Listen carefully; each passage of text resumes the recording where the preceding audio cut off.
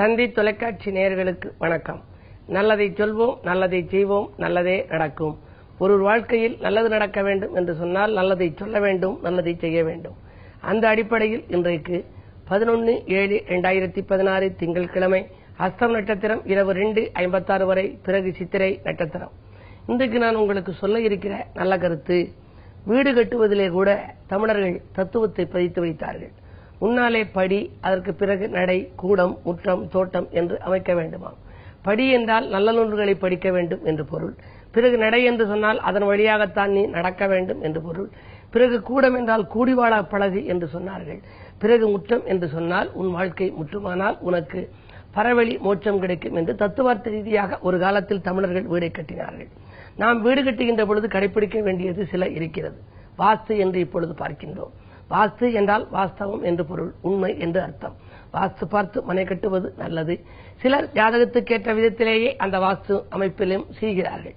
அப்படி செய்கின்ற பொழுது எனக்கு தெரிந்த ஒரு நண்பர் ஒரு அலுவலகத்திலே ஒரு பகுதியிலே அவர் உட்கார்ந்திருந்த இடம் இருந்தது. சொன்னார், இந்த இடத்திலே நான் உட்கார்ந்திருந்த பொழுது பொன் கொளித்தது.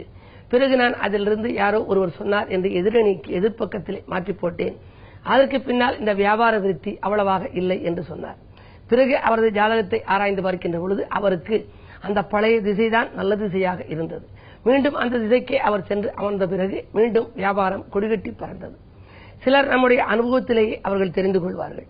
பொதுவாகவே வீடு கட்டுகின்ற பொழுது அதனுடைய தென்பக்கம் உயர்ந்திருக்க வேண்டும் என்பார்கள்.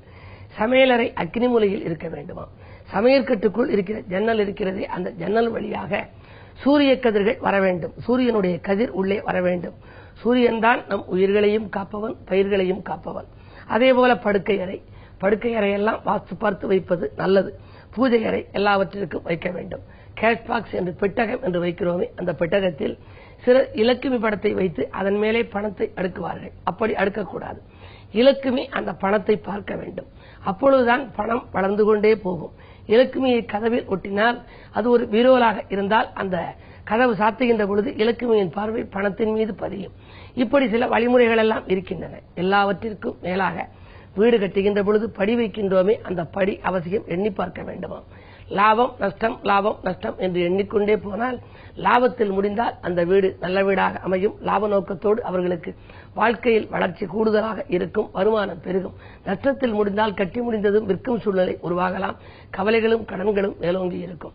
இப்படி எண்ணிக்கையின் அடிப்படையில் கூட சில பலன்களை எல்லாம் சொல்லி வைத்திருக்கிறார்கள். இதற்கென்றே மனையடி சாஸ்திரம் என்று இருக்கிறது. இத்தனை அடிகள் இப்படி இருக்கிறது என்று. இதையெல்லாம் வீடு கட்டுபவர்கள் ஒரு முறை உணர்ந்து அறிந்து ஆராய்ந்து அதற்கேற்றவிடம் நீங்கள் மனை கட்டி குடியேறினால் உங்கள் மனையிலே உங்களுக்கு மகிழ்ச்சி பொங்கும். மனையிலே இருக்கிற இல்லறம் நல்லறமாக உங்களுக்கு அமையும் என்று தெரிவித்து இனி இந்திய ராசி பலன்களை இப்பொழுது உங்களுக்கு வழங்கப் போகின்றேன்.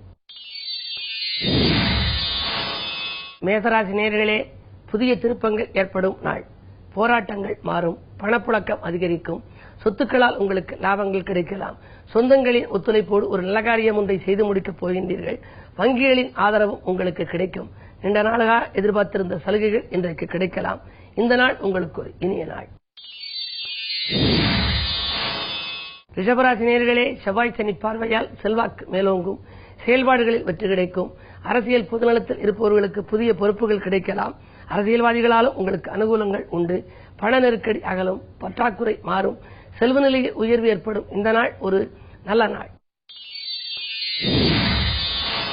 மிதுனராசி நேயர்களே, வீண் விரயங்கள் அகல விழிப்புணர்ச்சி தேவைப்படும் நாள். இன்றைக்கு விரையாதிபதியாக இருக்கக்கூடிய புதன் 2லே இருக்கிறார். எனவே உங்களுக்கு தனஸ்தானத்தில் இருக்கின்ற பொழுது விரயத்திற்கேற்ற தனம் வந்து கொண்டே இருக்கும் என்றாலும் கூட கூடுதலாக விரயங்களை சந்திக்கப் போகின்றீர்கள். உடன்பிறப்புகளின் வழியில் ஏதேனும் ஒரு தொல்லைகள் ஏற்படலாம். ஆதரவு கரம் நீட்டுபவர்களின் எண்ணிக்கை கொஞ்சம் குறைவாகவே இருக்கும். இதையும் ஒரு முறைக்கு பல முறை யோசித்து செய்வது நல்லது. வருமானங்கள் வருவதில் தடைகள் ஏற்படலாம். தடைகள் ஏற்படாமல் இருக்க இன்றைக்கு கிழமையின் அடிப்படையில் பார்க்கின்ற பொழுது திங்கள் என்பதால் அம்பிகை வழிபாட்டில் ஆர்வம் காட்டுங்கள். கடகராசி நேயர்களே, உங்களுக்கெல்லாம் இன்றைக்கு கருத்து வேறுபாடுகள் அகலும் நாள். கவலைகள் தீரும். கல்யாண வாய்ப்புகள் கைகூடும். நினைத்த காரியத்தை நினைத்த நேரத்தில் செய்து முடிப்பீர்கள். தொழில் மாற்று சிந்தனைகள் மேலோங்கலாம். தொட்ட காரியங்களில் வெற்றி கிடைக்க இன்றைக்கு நீங்கள் தெற்கு நோக்கிய அம்பிகையை வழிபடுவது நல்லது. சிம்மராசி நேயர்களே, உங்களுக்கெல்லாம் செயல்பாடுகளில் வெற்றி கிடைக்கும் நாள். செல்வாக்கு மேலோங்கும். கரைந்த சேமிப்புகளை ஈடுகட்டுவீர்கள். கல்யாண கனவுகள் நனவாகலாம். ஜென்மத்திலே ராகு 7லே கேது இருப்பதால் ஏற்றமும் இரக்கமும் நிறைந்த வாழ்க்கை அமையலாம். அப்படி ஏற்றமும் இரக்கமும் இல்லாமல் ஒரு நிலையான நன்மை தரும் வாழ்க்கை அமைய வேண்டுமானால் சர்ப்பகிரகத்தின் ஆதிக்கத்திலிருந்து நீங்கள் விடுபட வேண்டும். எனவே நீங்கள் சர்ப்பசாந்தி பரிகாரங்களை மேற்கொள்ளுங்கள். அது மட்டுமல்ல, குரு வழிபாட்டையும் மேற்கொள்வது நல்லது. இன்றைக்கு கூட இருப்பவர்களால் ஏற்பட்ட குழப்பங்கள் அகலும். குடியிருக்கும் வீட்டை விலைக்கு வாங்க முயற்சிப்பவர்களுக்கு அது கைகூடுவதற்கான இனிய நாள் இந்த நாள். கன்னிராசி நேயர்களே, உங்களுக்கெல்லாம் மறைமுக எதிர்ப்புகள் மாறும் நாள். மனக்கசப்புகள் அகலும். திட்டமிட்ட காரியத்தை திட்டமிட்டபடியே செய்து முடிப்பீர்கள். அரசு வழி சலுகைகள் எதிர்பார்த்தபடியே கிடைக்கும்.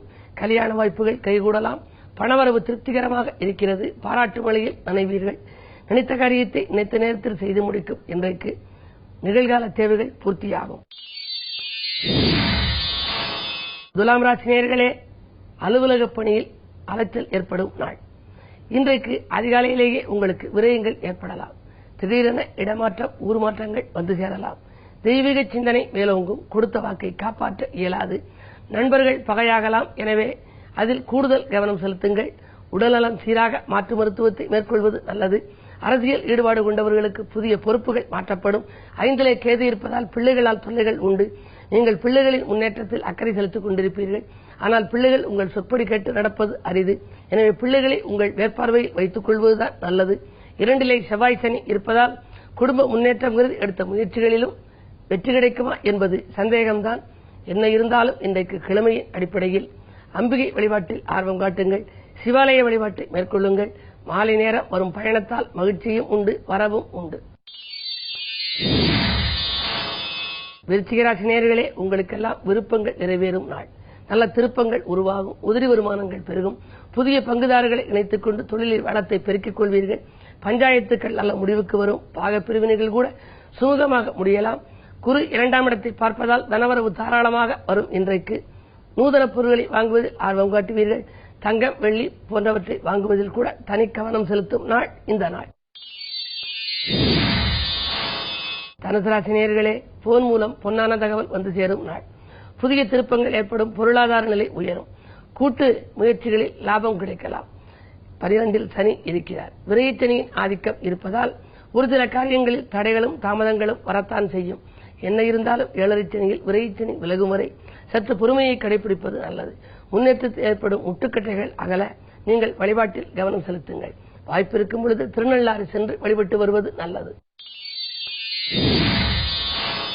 மகர ராசி நேயர்களே, உங்களுக்கெல்லாம் இன்றைக்கு பம்பரமாக சுழன்று பணிபுரியும் நாள். பழகிய நண்பர்கள் உங்கள் பண தேவைகளை பூர்த்தி செய்வார்கள். பஞ்சாயத்துக்கள் நல்ல முடிவுக்கு வரலாம். அது மட்டுமல்ல, உடன்பிறப்புகளோடு ஏற்பட்ட உரசல்கள் இன்று மாறும். சனியின் பார்வை உங்கள் ராசியில் பதிந்தாலும் கூட வக்ர இயக்கத்தில் இருப்பதால் ஆரோக்கிய தொல்லை அகலும். புதிய முயற்சிகளில் ஈடுபடுவீர்கள். பொன்பொருள் சேர்க்கைக்கும் இன்றைக்கு அஸ்திவாரமிடும் நாளாக இந்த நாள் அமையப் போகிறது. கும்பராசி நேயர்களே, உங்களுக்கு சந்திராஷ்டமம். எதை செய்தாலும் யோசித்து செய்வது நல்லது. உறவினர் பகை உருவாகலாம். அந்நிய இனத்தார் மதத்தாரின் ஒத்துழைப்போடு ஒரு சில காரியங்களை செய்து முடிப்பீர்கள். சலுகைகள் கிடைப்பதில் கூட தாமதங்கள் ஏற்படும். நட்பு பகையாகாமல் பார்த்துக் கொள்ளுங்கள். விரயங்கள் கூடுதலாக இருக்கும். இன்றைக்கு விழிப்புணர்ச்சி உங்களுக்கு அதிகம் தேவை.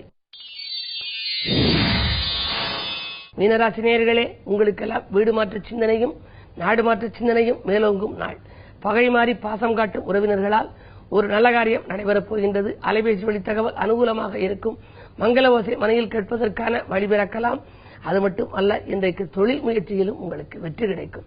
தொல்லை தந்த எதிரிகள் விலகுவார்கள். வரவு திருப்திகரமாக இருக்கிறது. 2ஆம் இடத்திற்கு அதிபதியான செவ்வாய் 9ஆம் இடத்தில் வலுப்பெற்றிருக்கிறார். எனவே பெற்றோர் வழியில் பிரியம் கூடும். பூர்வீக சொத்து தகராறுகள் அகலும். இந்த நாள் ஒரு இனிய நாள். மேலும் விவரங்கள் அறிய தினத்தந்தி படியுங்கள்.